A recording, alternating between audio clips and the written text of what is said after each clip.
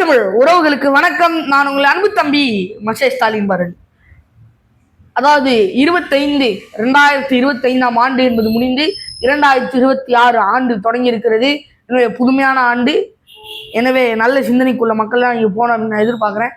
அது மட்டும் இல்லாமல் 2026 என்று சொன்னோன்னே சட்டமன்ற தேர்தல்லாம் ஒட்டுமொத்த தமிழ்நாடு மக்களுக்கும் நினைவு வரும். ஒட்டுமொத்த தமிழ்நாடு மக்களும் ஆவலாக எதிர்பார்த்து கொண்டிருந்த 2026 சட்டமன்ற தேர்தல் என்பது வரப்போகுது. இப்ப மாணவர்கள் அனைவருக்கும் ஆண்டுதோறும் ஆண்டு தேர்வு அப்படின்னு வைப்பாங்க. இந்த ஆஃபல்லி வரைக்கும், அதாவது அரையாண்டு வரைக்கும் எல்லா பாடத்தையும் முடிச்சிருவாங்க. அரையாண்டுல முடிச்சிருவாங்க எல்லா பாடத்தையும்.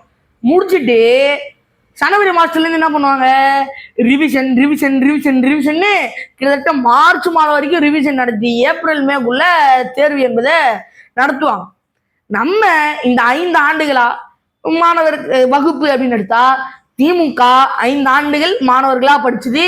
இப்ப இந்த 2026 தேர்தலில் எல்லா கட்சிகளும் தேர்வு எழுத போகிறது. எனவே மக்களான நாம தானே பாஸா ஃபெயிலா அப்படின்னு சொல்லணும்.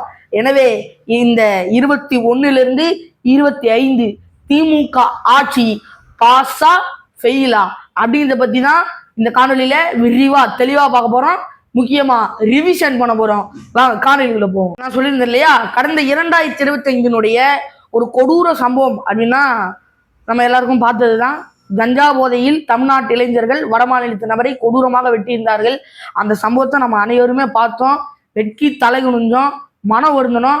அது மட்டும் இல்லாம இன்னொரு இளைஞர் நம்ம தமிழ்நாட்டில் தான், அவர் தமிழ்நாட்டு இளைஞர் போதையில என்ன போதைன்றது தெரியல அப்படின்னு அருவா எடுத்துக்கிட்டு போலீஸ் வந்து வெட்ட போறாரு அப்படின்ட்டு. கடைசியில அந்த போலீஸ் என்ன பண்ணாருன்னா தன்னுடைய பெல்ட்டை காட்டி அந்த இளைஞர்கிட்ட இருந்து தன்னை தற்காத்துனாரு.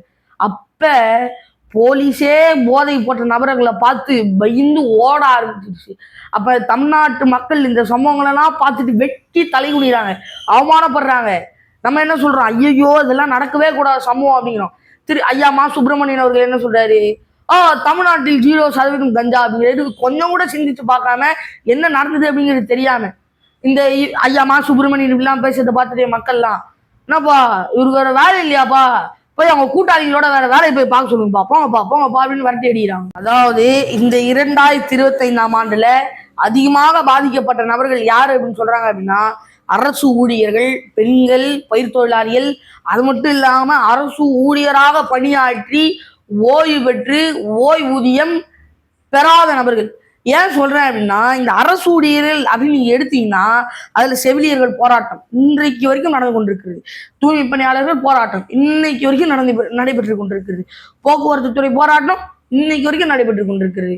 அதை தடுக்க முடியல. ஆசிரியர்கள் போராட்டம் இன்னைக்கு வரைக்கும் அவங்களும் தேதியை மாத்தி மாத்தி மாத்தி சொல்லி சொல்லி போராடிட்டு இருக்காங்களே தவிர இவங்க எல்லாருக்கும் ஒரு நிரந்தரமான தீர்வை திமுக கொண்டு வர முடியாது. அது கொண்டு வராது. ஏன்னா தூய்மை பணியாளர்கள் கொண்டு போய் தனியார் துறைக்கு அடமானம் வச்சுட்டாங்க, செவிலியர்களை சம்பளம் தரல, இது போன்ற பல பிரச்சனைகள் ஓடிட்டு இருக்குது. இதுல அரசு ஊழியராக பணியாற்றி ஓய்வு பெற்ற அரசு ஊழியர்கள் ஏன் சொல்றேன் அப்படின்னா அவங்களுக்கு ஓய்வூதியம் வரல. அரசு ஊழியராக பணியாற்றிட்டாங்க, ஓய்வு பெற்றுட்டாங்க, அவங்களுக்கு ஓய்வூதியம் வராம இன்னும் அவங்களும் போராடிட்டு இருக்கிறாங்க. அவங்க எங்க போவாங்க அவங்க சாப்பாட்டுக்கு? நீங்க மாதம் சம்பளம் கொடுத்தீங்க, ஓய்வூதியம் கொடுத்தா தானே அவங்களால சாப்பிட முடியும். வயது முதிர்வு காரணமா தானே ஓய்வு கொடுக்குறீங்க. வயது முதிர்ந்துருச்சுன்னு தெரியும்ல, அப்புறம் இப்படி பண்ணா என்ன அர்த்தம் அது? அப்ப இந்த அரசு துறை சார்ந்த நிறைய நபர்கள் இன்னைக்கு வரைக்கும் பயங்கரமான கொடுமைகளை அனுபவிச்சுட்டு இருக்கிறாங்க. அதே போல நீங்க பாத்தீங்க அப்படின்னா இன்னைக்கு கூட ஒரு நேர்காணல் கொடுக்க ஒரு சேனலுக்கு போறேன். அப்ப கரெக்டா அந்த பெரம்பூர் டான் பாஸ்கோ தாண்டி சிம்சன் கம்பெனியை தாண்டி போறேன். அங்க 2 பஸ் ஸ்டாப் இருக்கும். அங்க பார்த்தா எம்டிசி போலீஸ் அப்படின்னு பஸ் நின்றுட்டு இருக்கு. அப்புறம் போற வழியெல்லாம் பாக்குறேன் எம்டிசி போலீஸ்னு பஸ் நின்றுட்டு இருக்கு. எதுக்கு அப்படின்னே தெரியல.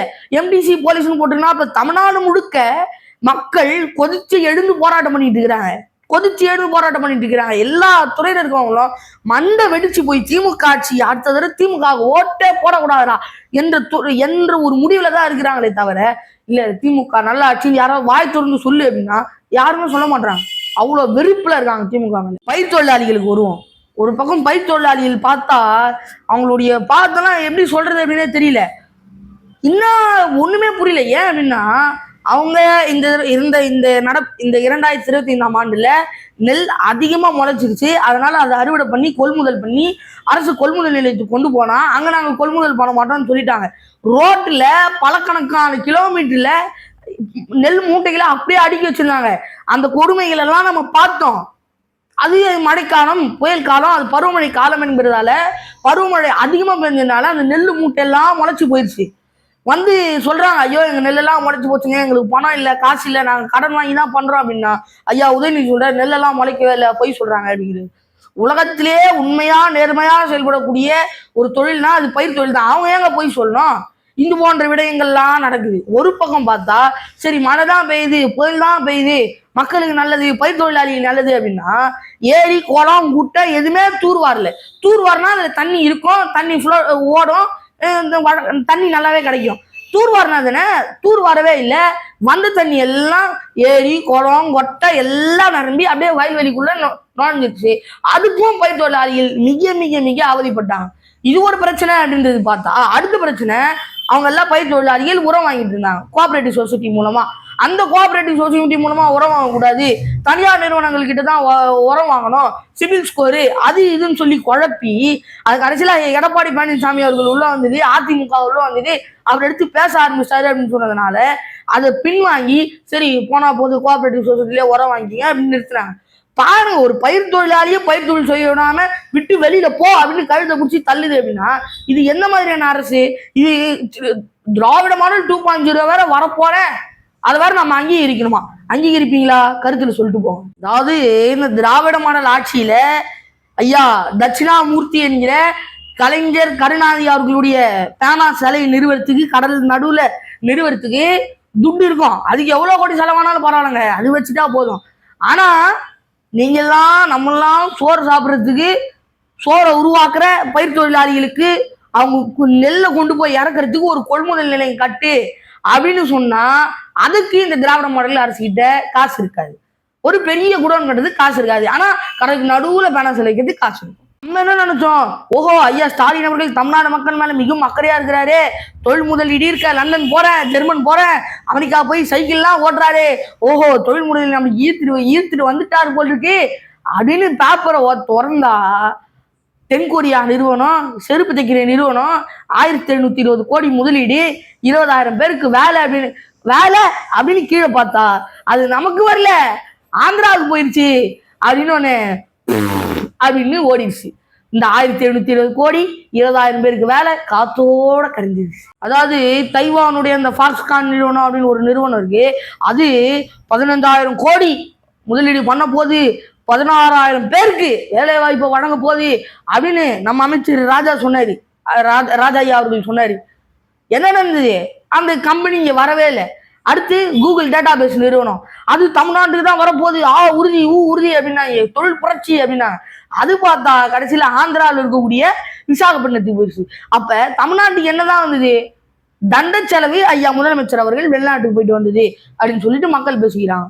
இதனால என்ன பயன்? நானா தான் கேட்கிறதுனால என்ன பயன்?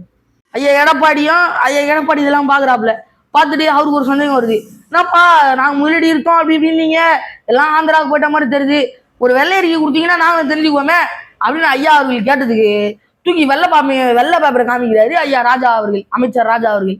இதெல்லாம் என்னத்தை சொல்றது? அதாவதுங்க இந்த 2025 ஆட்சியில மிகவும் அவதிப்பட்டவர்கள் யாரு அப்படின்னா அது பெண்கள் தாங்க.